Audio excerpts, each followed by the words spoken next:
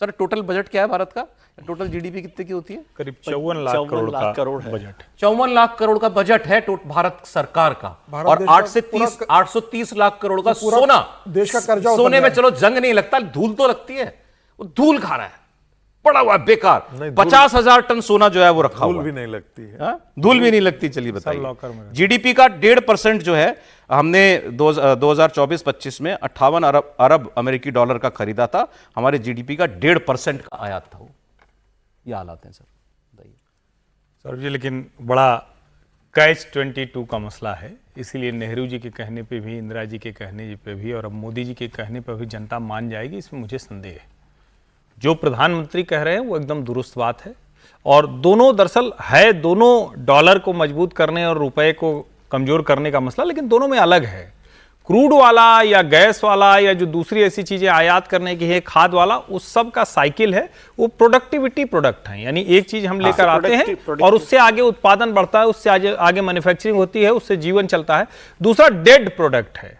Dead product का एक बड़ा हिस्सा है जो हमारी परंपरा में है, अक्षय तृतीया पे खरीद लो, घर में शादी हो गई खरीद लो, पत्नी को गिफ्ट दे दो, गर्लफ्रेंड को गिफ्ट दे दो, किसी भी वक्त दे दो। अब ठीक है, वो तो एक अलग हिस्सा हो गया, लेकिन दूसरा एक हिस्सा क्या है जिसकी चर्चा बड़ी कम होती है, एक बहुत बड़ा चोरों का, बेईमानों का हिस्सा है जो सिल्ली खरीद के, बिस्किट खरीद के रखते हैं।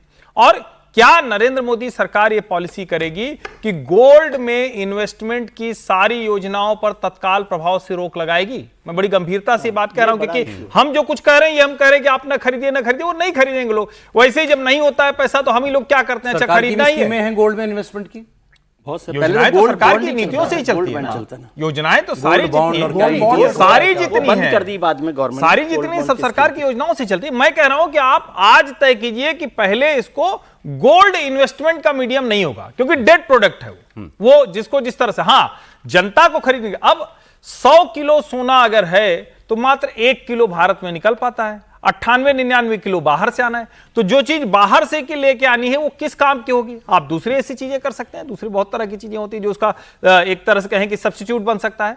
तो एक तो ये हिस्सा। अब दूसरा हिस्सा ये वाला, क्या सरकार देश में इलेक्ट्रिसिटी की सप्लाई, कमाल का काम हुआ है, 2013 में नॉर्दर्न ग्रिड फेल हो गई थी, फैक्ट की बात करें क्योंकि बड़ी गंभीरता से लोग सुनते हैं, तो पूरा उत्तर भारत अंधेरे में चला गया था। आज नरेंद्र मोदी के शासनकाल में भारत इलेक्ट्रिसिटी जो उसकी डिमांड है उससे ज्यादा वो सप्लाई कर ले रहे हैं, यानी सरप्लस है। अब एक उसमें चीज है, क्या हम गैस का कनेक्शन यानी सिलेंडर से जो लेते हैं, पीएनजी से जो लेते हैं, और जो इंडक्शन पे बनाएंगे, इंडक्शन वाला सस्ता कर सकते हैं? अगर सस्ता कर सकते हैं तो साल भर के भीतर लक्ष्य रखिए कि पीएनजी के अलावा जितने एलपीजी कनेक्शन है वो खत्म हो जाए। जो हमने अभी पिछले कुछ समय एलपीजी वाले या तो एलएनजी पे जाएं, एलपीजी वाले या तो पीएनजी पे जाएं, या तो पीएनजी पे जाएं, या फिर इंडक्शन ले लें। तो ये काम कर सकते हैं क्या? अब ये दोनों काम अगर करने का कोई एक मैप लेकर सरकार आए तो मुझे प्रसन्नता हो। प्रधानमंत्री जो कह रहे हैं उससे 100% में पाइप नेचुरल गैस का तो काम बहुत जबरदस्त, वो तेजी से चल रहा है, लाखों नए कनेक्शन। हाँ, और अभी जब ये क्राइसिस आई तो उस वक्त सरकार ने तय किया और लोगों को कहा, तो सारे जो बैरियर थे वो हटा दिए। एक चीज और बता दीजिए, क्योंकि ये मामले आप ज्यादा समझते हैं हम सबसे, कि ये जो उन्होंने और सुझाव दिए हैं, वर्क फ्रॉम होम कीजिए, कारपूलिंग कीजिए, मतलब कारपूलिंग तो चलिए दफ्तर आदमी जाएगा तो कैसे भी जाए, दफ्तर तो पहुंच रहा है, लेकिन ये work from home, online education, इस सबसे प्रोडक्टिविटी पे असर नहीं पड़ेगा? नहीं, देखिए, एक तो एक ही पीएम जो कह रहे हैं वो खतरा उनको दिख रहा होगा, अगर युद्ध इसी तरह से चलता रहा तो मुश्किलें आएंगी। और भी एक दो खतरे अलग अलग तरह के, कहीं कोई वायरस, कहीं कोई मुश्किल, वो सब दुनिया के अलग अलग हिस्सों में चल रहा है। हम अभी पूरी तरह सुरक्षित हैं, लेकिन ये तो संभव नहीं है। हाँ, जो ये कर सकते हैं वो करें, लेकिन जहां वर्कर है, जहां लेबर फोर्स है, वो तो वर्क फ्रॉम होम नहीं कर सकता है ना भाई। वर्क फ्रॉम होम तो वो कर सकता है जो कहीं कनेक्ट हो जाएगा, किसी ऑनलाइन मीडियम से जुड़ जाएगा, कहीं से वर्चुअल या वीडियो कॉन्फ्रेंसिंग कर लेगा। उसका हिस्सा मात्र 8 से 10% है। वो भी बहुत है जी, 80 से नहीं, वो हो जाए तो बहुत अच्छा, क्योंकि वही सबसे ज्यादा कंज्यूम करता है। कंपनियों ने खबर ही और एक और चीज सौरभ, एक और चीज, क्योंकि वो उसके बिना बात नहीं बनेगी। एक तो ये है कि भाई साहब लोग वो चल पड़े हैं। अब अभी मध्य प्रदेश का एक कोई पाठ्य पुस्तक निगम का अध्यक्ष बना है, वो बताएंगे, 700 गाड़ी का काफिला लेके गया है, जा रहा था मैं उसके लिए। लेकिन मूल क्या कि नेताजी अगर स्कूटी से भी चलेंगे तो पीछे काफिला। और क्या हम पब्लिक ट्रांसपोर्ट को उतना अवेलेबिलिटी करा पा रहे हैं? देखिए, दो काम तो किए ही जा सकते हैं ना। आईटी कंपनियां घर से काम कर सकती हैं, मैं देख भी रहा था, कुछ आईटी कंपनियों ने निर्देश दे भी दिया। एक्चुअली वो सरकार से कह रही हैं कि आप गाइडलाइन इशू कर दीजिए कि ये सेक्टर जो है ये मैक्सिमम वर्क फ्रॉम होम कराएगा। आईटी वाले तो पहले भी कराते थे, तो वो करा सकते हैं। स्कूलों के लिए भी गाइडलाइन सरकार अगर जारी कर दे, मैंडेटरी कर दे ना, कि भाई आने वाले वक्त में कुछ इतने महीनों के लिए अब ऑनलाइन ही होंगी क्लासेस, जैसे कोविड में होती थी। तब तो साल भर हुई हैं और ज्यादा हुई हैं, अभी भी कराई जा सकती है, बट इसके लिए सरकार को गाइडलाइन देनी पड़ेगी, सलाह नहीं। तो क्या वो सरकार करेगी?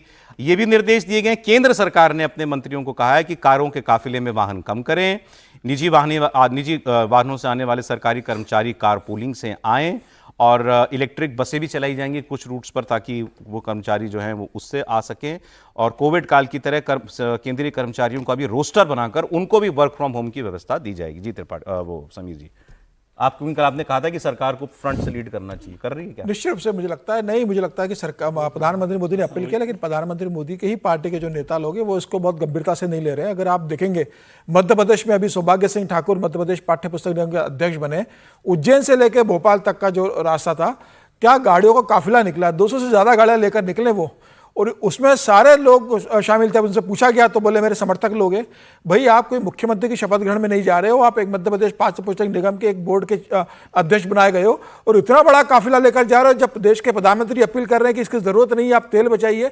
और मुझे लग रहा है कि मध्य प्रदेश के मुख्यमंत्री मोहन यादव को ध्यान में रखना चाहिए कि भाई जो प्रधानमंत्री ने अपील किया, तो आप यह सुनिश्चित करें कि आपके विधायक, आपके मंत्री, आपकी पार्टी के नेता जहां तक हो सके इसमें कटौती करें। और भारतीय जनता पार्टी के तमाम राज्यों की सरकारों से भी मैं अपील करूंगा कि भाई प्रधानमंत्री ने जो कहा उसे लेके थोड़ा अपने काफिले में कटौती करें। आज भी अगर आप देखेंगे तो एक विधायक 5-5, 6-6 गाड़ी लेकर चल रहा है, मंत्री 10 से 12 काफिलों के अंदर चल रहा है।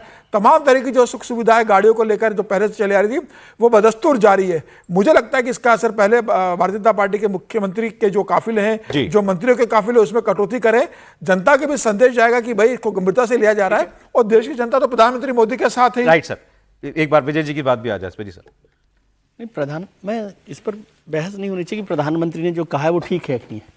वो उस देश के आर्थिक संकट को समझ के, या जो भी हमारे सामने संकट आने वाले हैं, उसकी बहस हमने कल कर ली कि भी चुनाव से पहले कहा कि नहीं कहा, वो है।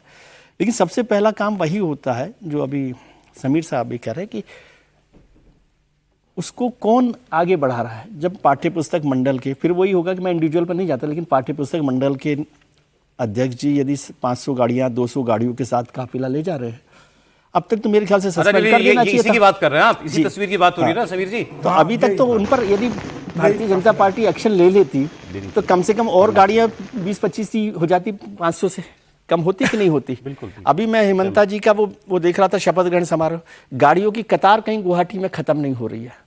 ठीक है, कल हमने वहां भर के मुख्यमंत्री पहुंचे होंगे, जहां मुख्यमंत्री पहुंचे, और वो मुख्यमंत्री जी अकेले नहीं है ना, उनके साथ पूरा का पूरा है। वेस्ट बंगाल में हुआ, तो आप जब तक उसको अपने मैसेज के साथ कि हम ये काम कर रहे हैं, इसको रोक रहे हैं, छोड़ देंगे। मैं कह रहा हूं आज ही ये कर लें कि भाई पाठ्य पुस्तक मंडल जी के अध्यक्ष के खिलाफ कार्रवाई हो इसी पर, कि भाई प्रधानमंत्री के मैसेज को आप नहीं समझ रहे, तो मैं समझता हूं कि बहुत बड़े लोग इस मामले पर थोड़ा सा रुक जाएंगे।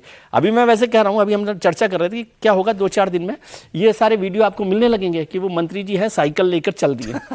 ये आ जाएंगे अभी वीडियो, क्योंकि उनको तो सेवा में ये दिखाना है, बाकी उनकी गाड़ियां कम नहीं हो रही हैं। मैं दिल्ली में आप चले जाइए, उत्तर प्रदेश में चले जाइए, आधी सरकारी गाड़ियों में बाइक जो है, पार्टनर्स जो है वो कर रहे हैं। सर प्रधानमंत्री ने 2 बार कहा है, तो इसकी गंभीरता तो सब समझ रहे हैं, गंभीरता सब समझ रहे हैं, वरना वो कहते नहीं 2 बार। आपने छोड़ दिया, लेकिन इसको मिशन बनाना पड़ेगा, तो सरकार को कुछ दिशा निर्देश देना पड़ेगा और मैसेज कड़ा, थोड़ा सा सख्त मैसेज। लेकिन एक मुझे समझ नहीं आई ये बात, हर्ष जी ज्यादा बता सकते होंगे कि एडिबल ऑयल पर क्या सरकार कर रही है, कि एडिबल ऑयल हमें $19 बिलियन का खरीदना पड़ रहा है। क्या करेगी सरकार? अब सर वो पैदा तो नहीं सकता, नहीं कैसे पैदा नहीं हो सकता, या क्या हो रहा है, उस पर काम बड़ा होगा, वो एक बड़ा मुद्दा है कि फिर मेरे पास समय की कमी होगी।